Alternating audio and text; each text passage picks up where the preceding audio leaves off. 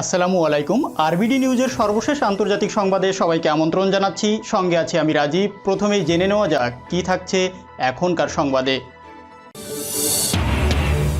শত্রুর ভয়াবহ জৈব হামলা শুরু ভারতে, ধ্বংস হয়ে যেতে পারে পুরো ভারতের জীববৈচিত্র্য, চিন্তায় নরেন্দ্র মোদী। অবশেষে পদত্যাগ করছেন লেবাননের প্রধানমন্ত্রী। সৌদি যুবরাজ সালমানের বিরুদ্ধে যুক্তরাষ্ট্রে সমন জারি। সিরিয়ার কোনো বন্দরে বিস্ফোরক মজুত করা হয়নি দাবি করছেন যোগাযোগ মন্ত্রী। পাল্টা কঠোর ব্যবস্থা, আমেরিকার 11 কর্মকর্তার বিরুদ্ধে নিষেধাজ্ঞা দিল চীন। এবং সর্বশেষ থাকছে টিকটকের মাধ্যমে চীন ব্যক্তিগত তথ্য হাতিয়ে নিয়েছে বলে প্রমাণ নেই দাবি সিআইএ। এতক্ষণ প্রধান অংশগুলো শুনলেন, এখন বিস্তারিত। তবে তার আগে রিকোয়েস্ট থাকবে ভিডিওটিতে একটি লাইক দিয়ে সাথেই থাকুন। ভারতের বিভিন্ন এলাকায় অর্ডার না করলেও বাড়ি বাড়ি পৌঁছে যাচ্ছে বীজ ভর্তি রহস্যময় পার্সেল। আর ওই বীজেই লুকিয়ে থাকতে পারে ভারতের জন্য ভয়ানক বিপদ। নষ্ট হয়ে যেতে পারে জীববৈচিত্র্য। করোনার থেকেও মারাত্মক কোনো জীবাণু ছড়িয়ে পড়তে পারে এই ফসলি বীজের মাধ্যমে। তাই তা নিয়ে আগেভাগেই দেশবাসীকে সতর্ক করল ভারতের কেন্দ্রীয় সরকার। রহস্যময় বিষয়টি নিয়ে বিভিন্ন রাজ্যকে চিঠি দিয়েছে সেদেশের কেন্দ্রীয় কৃষি মন্ত্রণালয়। জানা যায় কিছুদিন ধরেই ই কমার্স সাইট থেকে দেশের বিভিন্ন প্রান্তে পৌঁছে যাচ্ছে রহস্যময় পার্সেল, অথচ প্রাপক তা অর্ডারই করেননি। আর পার্সেল খুললেই দেখা যাচ্ছে তার মধ্যে রয়েছে একাধিক বীজ, কোনোটা ফুলের, কোনোটা ফলের, আবার কোনোটাও আবার চেনা জানা সরিষার বীজ। কিন্তু কে এমন পার্সেল পাঠাচ্ছে, তার উদ্দেশ্যই বা কী? সংশ্লিষ্ট মহলের আশঙ্কা জৈব অস্ত্রে শান দিচ্ছে শত্রুরা। ওই পার্সেল আসলে কোনো জৈব অস্ত্র, তাই কোনো ঝুঁকি নিতে রাজি নয় ভারতের কেন্দ্রীয় সরকার। ইতিমধ্যে কেন্দ্রের পক্ষ থেকে বিভিন্ন রাজ্য সরকার এবং শিল্প ও গবেষণা প্রতিষ্ঠানগুলোকে সন্দেহজনক বা অবৈধ কোনো পার্সেল সম্পর্কে সতর্ক থাকার নির্দেশ দিয়েছে। তবে এখনই একে জৈব অস্ত্র বলতে নারাজ কৃষি বিশেষজ্ঞরা। যেমন ভারতের বীজ শিল্প ফেডারেশনের ডিরেক্টর রাম কদিন্য বলছেন, বীজের মাধ্যমে অন্যান্য গাছপালার মধ্যে রোগ ছড়াতেই পারে, তবে একে বায়ো টেররিজম বা জৈব সন্ত্রাস বলা যাবে না। এই জাতীয় পার্সেলের মাধ্যমে আসা বীজগুলি থেকে এমন আগাছা জন্মাতে পারে যা ভারতের স্থানীয় শস্য এবং গাছপালার জন্য বিপজ্জনক হতেও পারে। বৈরুতের বিস্ফোরণের ঘটনায় ক্রমবর্ধমান চাপের মুখে পদত্যাগ করছেন লেবাননের প্রধানমন্ত্রী হাসান দিয়াব। তার নেতৃত্বাধীন সরকার সোমবার আরও কিছু পরের দিকে পদত্যাগের ঘোষণা দেবে বলে বার্তা সংস্থা রয়টার্সকে নিশ্চিত করেছেন লেবাননের স্বাস্থ্যমন্ত্রী। রয়টার্সকে তিনি বলেন, প্রধানমন্ত্রী হাসান দিয়াবের নেতৃত্বাধীন সরকার শীঘ্রই পদত্যাগের ঘোষণা দেবে। স্থানীয় সময় সোমবার সন্ধ্যা 7:30টার দিকে জাতির উদ্দেশ্যে দেওয়া ভাষণে পুরো সরকারের পদত্যাগের ঘোষণা দিতে যাচ্ছেন হাসান দিয়াব। ইরান সমর্থিত শক্তিশালী হিজবুল্লাহ গোষ্ঠী এবং মিত্রদের সমর্থন নিয়ে গত জানুয়ারিতে লেবাননের মন্ত্রিসভা গঠন করা হয়। বৈরুতে ভয়াবহ বিস্ফোরণের ঘটনায় সরকার বিরোধী তীব্র বিক্ষোভের মাঝে সোমবার দেশটির আরও 2জন মন্ত্রী পদত্যাগ করেন। এ নিয়ে দেশটির 9 এমপি এবং মন্ত্রিসভার অন্তত 4 সদস্য পদত্যাগ করেন। ফলে দেশটির প্রধানমন্ত্রী হাসান দিয়াবের নেতৃত্বাধীন পুরো সরকার ভাঙ্গনের মুখে পড়েছে বলে বিশ্লেষকরা উল্লেখ করেছেন। এদিকে বিস্ফোরণের ধাক্কা সামলে ওঠার জন্য লেবাননকে 25 কোটি ইউরো আর্থিক সহায়তা দেওয়ার ঘোষণা দিয়েছে আন্তর্জাতিক সম্প্রদায়।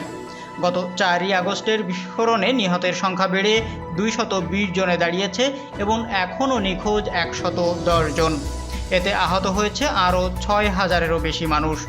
স্থানীয় সংবাদ মাধ্যম আল মারসাদ অনলাইনে বৈরুতের গভর্নর মারওয়ান আবুদের বরাত দিয়ে হতাহতের এই সংখ্যা জানানো হয়েছে।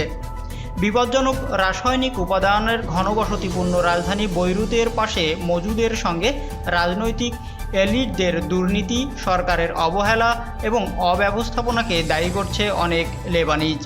বৈরুতের গভর্নর মারওয়ান আবদু বলেন, নিখোঁজদের মধ্যে অনেক বিদেশি কর্মী এবং লরি চালক রয়েছেন। তাদের শনাক্ত করা খুবই কঠিন হয়ে পড়েছে বলে মন্তব্য করছেন তিনি। বিস্ফোরণস্থলে জীবিত কাউকে খুঁজে না পাওয়ার পর লেবাননের সেনাবাহিনী উদ্ধার অভিযান বাতিল করেছে। রাজধানী বৈরুতের হাজার হাজার বাসিন্দা বিস্ফোরণে ক্ষতিগ্রস্ত বাড়িঘরে বসবাস করছেন। অনেকের ঘরের জানালা অথবা দরজা নেই। বৈরুতের এই বিস্ফোরণের কারণে 300 কোটি মার্কিন ডলারের ক্ষয়ক্ষতি হয়েছে বলে ধারণা করছেন দেশটির সরকারি কর্মকর্তারা। এছাড়া দেশটির সামগ্রিক অর্থনীতি 1500 কোটি ডলারের ক্ষতির শিকার হতে পারে বলে সতর্ক করে দিয়েছে তারা। সাবেক গোয়েন্দা কর্মকর্তার করা হত্যা মামলা চেষ্টায় সৌদি যুবরাজ মোহাম্মদ বিন সালমানের বিরুদ্ধে যুক্তরাষ্ট্রের একটি আদালত সমন জারি করেছেন। শুক্রবার যুক্তরাষ্ট্রের ডিস্ট্রিক্ট অব কলম্বিয়ার আদালতে সৌদির সাবেক এক গোয়েন্দা এজেন্টের দায়েরকৃত মামলায় বিন সালমানের বিরুদ্ধে সমন জারি করা হয়েছে। সৌদি আরবের সাবেক গোয়েন্দা এজেন্ট সাদ আল জাবরি মামলার অভিযোগে বলেছেন তাকে বেশ কয়েকবার গুপ্ত হত্যার চেষ্টা করা হয়েছে, তবে সেসবের একটিও সফল হয়নি। সৌদি যুবরাজের বিরুদ্ধে মার্কিন আদালতে এমন এক সময় সমন জারি করা হলো যার একদিন আগে কানাডায় হিট স্কোয়াড টিম পাঠিয়ে সাদ আল জাবিরকে হত্যা চেষ্টা করা হয়েছিল উল্লেখ করে একটি মামলা দায়েরের হয়। এই মামলায় হিট স্কোয়াড অর্থাৎ হত্যাকারী দল পাঠানোর অভিযোগ আনা হয় যুবরাজ মোহাম্মদ বিন সালমানের বিরুদ্ধে। সৌদি আরবের সাবেক এই গোয়েন্দা কর্মকর্তা 2017 সাল থেকে কানাডায় নির্বাসিত রয়েছেন। যুক্তরাষ্ট্র, ব্রিটেন এবং পশ্চিমা বিশ্বের অনেক দেশের গোয়েন্দা সংস্থার সঙ্গে সৌদি আরবের মধ্যস্থতাকারী হিসাবে কাজ করতেন তিনি। রাজপরিবারের সম্ভাব্য প্রধান টার্গেটে পরিণত হয়েছেন বলে সৌদি যুবরাজের কার্যক্রম পর্যবেক্ষণকারী ও অন্যান্য গোয়েন্দা সংস্থার সদস্যরা সাদ আল জাবিরকে সতর্ক করে দেওয়ার পর কানাডায় তার নিরাপত্তা বৃদ্ধি করা হয়েছে। পুলিশের পাশাপাশি ব্যক্তিগত নিরাপত্তারক্ষীর সংখ্যাও বাড়ানো হয়েছে। মামলার অভিযোগে জাবরি বলেছেন, বিন সালমান সম্পর্কে এত অপমানজনক, সংবেদনশীল এবং ভয়াবহ তথ্য ডক্টর সাদের স্মৃতি এবং মস্তিষ্কের চেয়ে বেশি আর কোথাও সম্ভবত রক্ষিত নেই, যে কারণে অভিযুক্ত বিন সালমান জাবরিকে মৃত দেখতে চান এবং গত 3 বছর ধরে সেই লক্ষ্য অর্জনের চেষ্টা করছেন। সৌদি আরবের বিরোধীদের দমনে ব্যাপক ধরপাকড় অভিযান শুরু হওয়ার পর 2017 সালে তুরস্ক হয়ে কানাডায় পাড়ি জমান আল জাবরি। যুবরাজ মোহাম্মদ বিন সালমান স্বেচ্ছা নির্বাসিত সাবেক এই গোয়েন্দা কর্মকর্তাকে দেশে ফেরানোর অনেক চেষ্টাই করেছেন। সিরিয়ার সড়ক যোগাযোগ ও পরিবহন মন্ত্রী আলী মাহমুদও বলেছেন তাদের বন্দরগুলোতে কোনো ধরনের বিস্ফোরক দ্রব্য মজুত করা হয়নি। লেবাননের বৈরুত বন্দরে মজুদ বিস্ফোরক পদার্থে ভয়াবহ বিস্ফোরণের প্রতি ইঙ্গিত করে সোমবার একথা বলেছেন তিনি। মন্ত্রী আরও বলেছেন, বন্দরগুলোতে এই ধরনের কোনো দ্রব্যের মজুদ নেই। কাস্টমসেও এই ধরনের কোনো বিস্ফোরকের দ্রব্য আটকে রাখা হয়নি। বৈরুত বন্দরে ভয়াবহ বিস্ফোরণে নিহতদের মধ্যে সিরিয়ার 43 জন নাগরিক রয়েছে। বৈরুত বিস্ফোরণের কারণে সিরিয়ার জনগণও শোকাচ্ছন্ন। সিরিয়ার জনগণের মধ্যে এখন এই উদ্বেগ কাজ করছে যে তাদের কোনো বন্দরে এই ধরনের বিস্ফোরক দ্রব্য মজুদ থাকলে তা ভয়াবহ বিপর্যয়ের কারণ হয়ে দাঁড়াতে পারে। সিরিয়ায় মাঝে মধ্যেই বিমান হামলা চালায় ইসরায়েলি বাহিনী। সিরিয়া হচ্ছে লেবাননের প্রতিবেশী দেশ এবং দুই দেশের মধ্যে সুসম্পর্ক রয়েছে।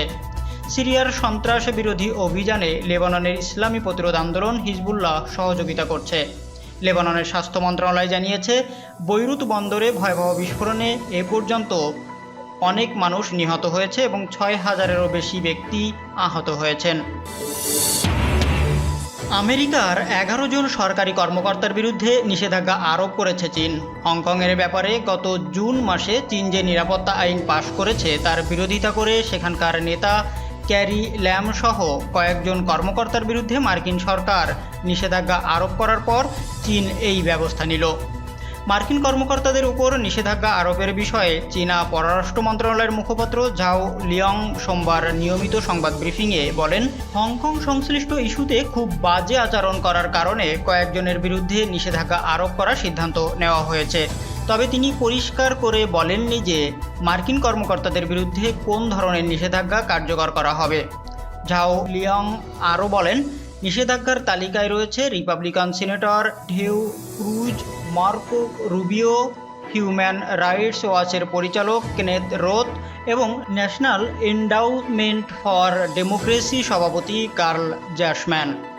এর আগে গত শুক্রবার মার্কিন অর্থ দপ্তর হংকংয়ের প্রধান নির্বাহী কারি ল্যাম ও 10 জন চীনা নাগরিকের বিরুদ্ধে নিষেধাজ্ঞা আরোপের ঘোষণা দেয়। এসব ব্যক্তির সঙ্গে কোনো ধরনের অর্থনৈতিক লেনদেনও করা যাবে না বলে মার্কিন ঘোষণায় বলা হয়েছে। চীন সরকার সামাজিক যোগাযোগ মাধ্যম টিকটক এর মাধ্যমে মার্কিন নাগরিকদের ব্যক্তিগত তথ্য হাতিয়ে নিয়েছে বলে যে অভিযোগ উঠেছে তার পক্ষে কোনো প্রমাণ পাওয়া যায়নি বলে স্বীকার করেছেন মার্কিন কেন্দ্রীয় গোয়েন্দা সংস্থা সিআইএর কর্মকর্তারা হোয়াইট হাউসকে প্রতিবেদন আকারে এই তথ্য জানিয়েছে বলে খবর দিয়েছেন দৈনিক নিউ ইয়র্ক টাইমস।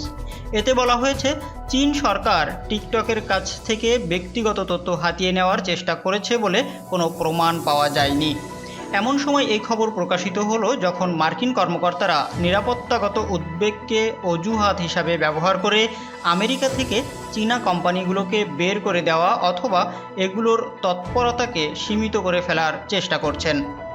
মার্কিন কর্মকর্তারা দাবি করছেন, টিকটক মার্কিন নাগরিকদের ব্যক্তিগত তথ্য চীন সরকারের হাতে তুলে দিচ্ছে।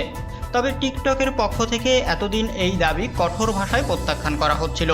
কিন্তু তা সত্ত্বেও মার্কিন প্রেসিডেন্ট ডোনাল্ড ট্রাম্প এক নির্বাহী আদেশে আমেরিকায় টিকটকের তৎপরতা 45 দিনের জন্য বন্ধ রাখার নির্দেশ দিয়েছেন। টিকটক এই আদেশের বিরুদ্ধে আগামী মঙ্গলবার আমেরিকার আদালতে অভিযোগ দায়ের করবে বলে কথা রয়েছে। মার্কিন প্রেসিডেন্ট তার আদেশে বলেছেন, আগামী 15ই সেপ্টেম্বর টিকটককে চীনা মালিকানা থেকে আমেরিকার মালিকানায় ছেড়ে দিতে হবে। তা না হলে এই সামাজিক মাধ্যমটির তৎপরতা আমেরিকায় স্থায়ীভাবে নিষিদ্ধ করা হবে। এখনও পর্যন্ত টিকটক কিনে নেওয়ার জন্য যেসব কোম্পানি আগ্রহ প্রকাশ করেছে সেগুলোর মধ্যে মাইক্রোসফট ও টুইটার অন্যতম। ভিডিওটি যদি ভালো লাগে অবশ্যই লাইক করবেন এবং কমেন্টস করে জানিয়ে দিবেন এই সকল বিষয়ের উপর আপনার মূল্যবান মতামত। আর অবশ্যই আপনার পরিবার ও বন্ধুবান্ধবের ভিতর ভিডিওটি শেয়ার করে দেবেন। আল্লাহ হাফেজ।